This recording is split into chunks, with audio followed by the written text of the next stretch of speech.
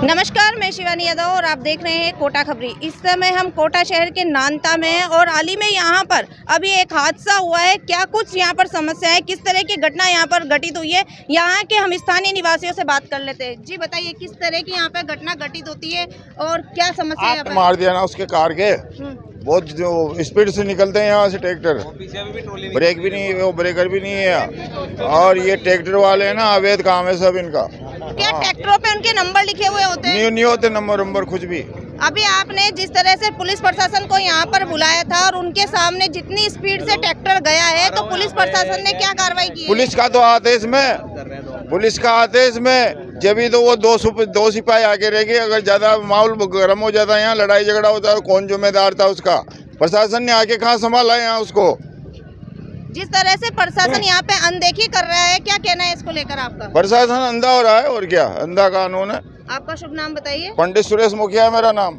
तो आप देख सकते हैं कि किस तरह से यहाँ पर पोर्च एरिया में बिना नंबर के ट्रैक्टर ट्रॉली अनियंत्रित होकर चल रहे हैं। आपको बता दें कि जगह जगह पर घटनाएं घटित हो रही है, हादसे हो रहे हैं, लेकिन जो ये तेज रफ्तार गाड़ियां हैं, ट्रैक्टर ट्रॉली है, ट्रक है, डंपर है, या जो भी अनियंत्रित गाड़ियां हैं, इन पर प्रशासन के द्वारा किसी भी तरह की कोई लगाम नहीं कसी जा रही है। देखते रहिए कोटा खबरी। धन्यवाद। बेकाबू ट्रैक्टर ने कार को मारी जोरदार टक्कर, अवैध ट्रैक्टरों का आतंक, स्थानीय निवासियों ने की सख्त कार्रवाई की मांग।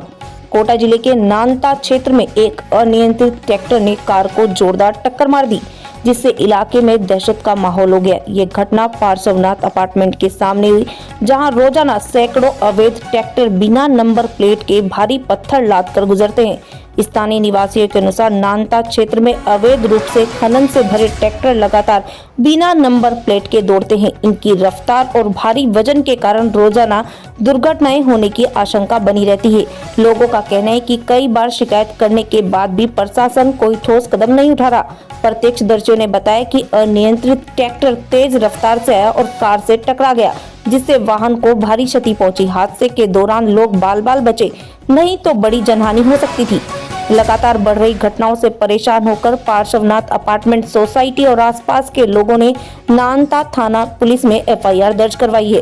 उनका कहना है कि जब तक इन अवैध ट्रैक्टरों पर रोक नहीं लगेगी, दुर्घटनाएं बढ़ती ही रहेंगी। स्थानीय लोगों ने आरोप लगाया कि प्रशासन पूरी स्थिति से अवगत है, फिर भी कार्रवाई नहीं की जा रही। कई बार शिकायत करने के बावजूद अवैध खनन और ट्रैक्टरों की आवाजाही पर रोक नहीं लगाई जा रही।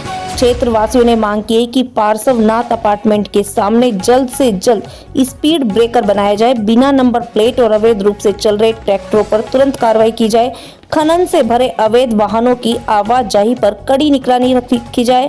स्थानीय निवासियों का कहना है कि अगर जल्द कदम नहीं उठाए गए तो वे आंदोलन के लिए मजबूर होंगे। नानता क्षेत्र में अवैध ट्रैक्टरों का मुद्दा अब बड़ी सुरक्षा की चिंता के रूप में उभर चुका है। अगर यहाँ पे बच्चे घूमते हैं, कितनी गाड़ियाँ जिम्मेदारी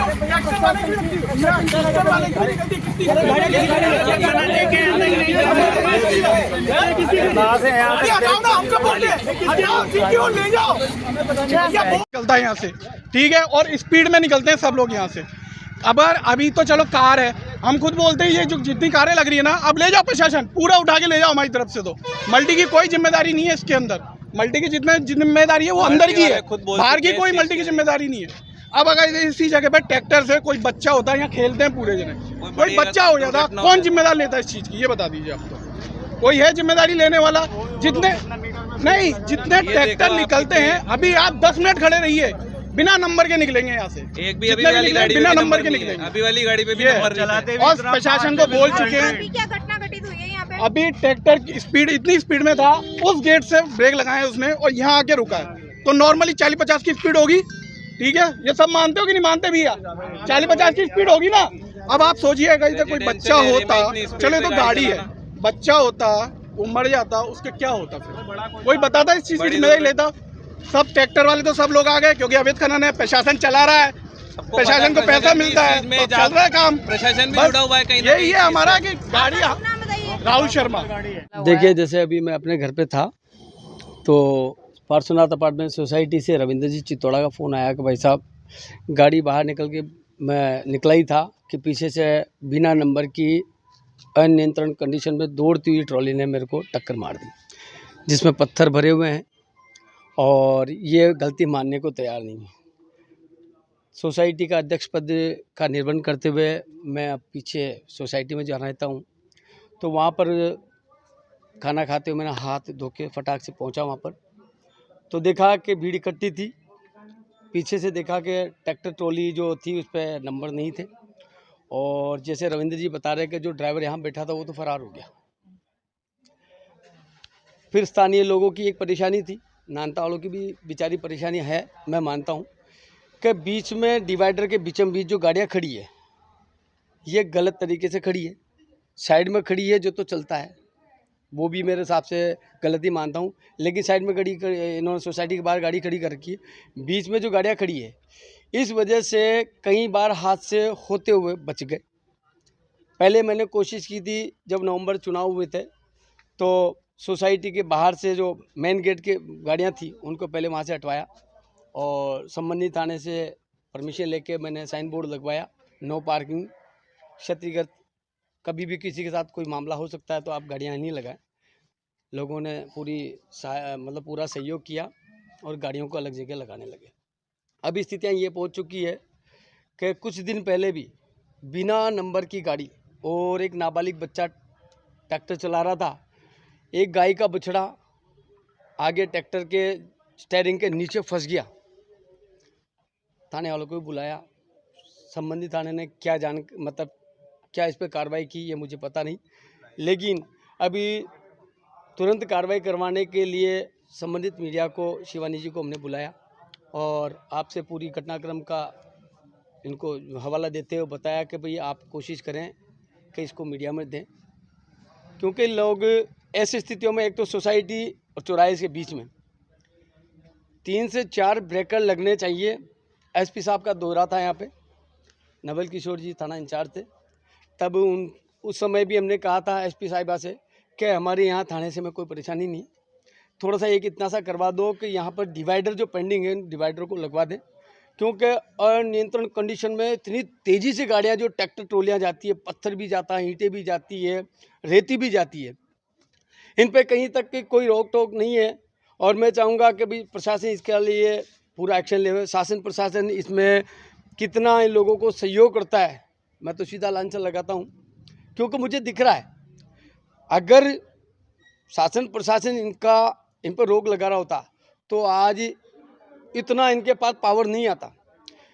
बेधड़क होकर ये गाड़ियाँ ट्रॉलियाँ इतनी तेज़ी से जाती है कि कोई उनके नीचे आके कोई परिवार पिस जाए, मर जाए, किसी को कोई लेना देना नहीं। इनकी तो गाड़ियाँ चलनी चाहिए। अभी मौके पे पुलिस प्रशासन भी मौजूद था। तो कांस्टेबल साहब आए थे, उनसे मैंने कहा कि सर ये गाड़ी इस ट्रॉली को आगे लेके चलो, तो मैंने बोला आप मेरी गाड़ी में बैठ जाओ, कि नहीं हमारे पास गाड़ी, हम चल रहे हैं, आप चलो। समझा बुझा के थाने का हवाला दे के जो पीड़ित परिवार था, रविंद्र जी चित्तौड़ा, उनकी अर्टिगा कार, कौन सी वैगनार कार थी शायद, तो गाड़ी को उन्होंने आगे ले ली और मैंने बोला थाने पहुँचो, हम लोग आ रहे हैं। ट्रॉली के पीछे जब हम लगे तो ट्रॉली भी देखो नहर के किनारे होते पार्थनाथ सिटी में घुस गई। रेगुलर मैं और मेरे दोस्त नितिन जी नानता, ये समाज सेवी बहुत अच्छे व्यक्ति हैं। मेरा नाम राजकुमार सोनी, पार्थनाथ अपार्टमेंट सोसाइटी अध्यक्ष।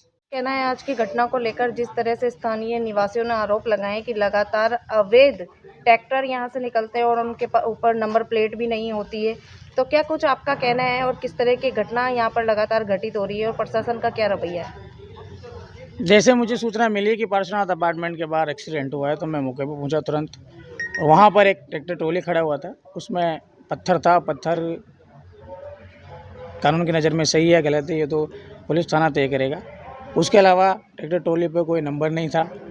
तीसरी चीज़, पार्श्वनाथ अपार्टमेंट के बाहर बहुत सारी गाड़ियाँ खड़ी रहती है। अब वो गाड़ियाँ पार्श्वनाथ अपार्टमेंट की में रहने वाले व्यक्तियों की या बाहरी व्यक्तियों की है।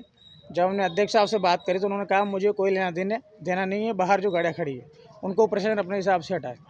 तो एक्सीडेंट का कारण कहीं वहाँ ये भी है कि बाहर गाड़ियाँ खड़ी हुई थी। दूसरा, ट्रैक्टर ट्रॉलियाँ जो चल रही है, मैं चाहता हूँ इनके जो मालिक है ये ड्राइवरों पर लगाम लगाए, ट्रैक्टर ट्रॉली रास्ते पर चलते हैं, रास्ते पर दूसरी गाड़ियाँ भी चलती है, इंसान भी चलते हैं, मवेशी भी चलते हैं। और संबंधित थाना क्षेत्र से निवेदन करता हूं कि इन सब गतिविधियों को देखते हुए जांच की जाए। आपका नाम बताइए। नितिन नानता।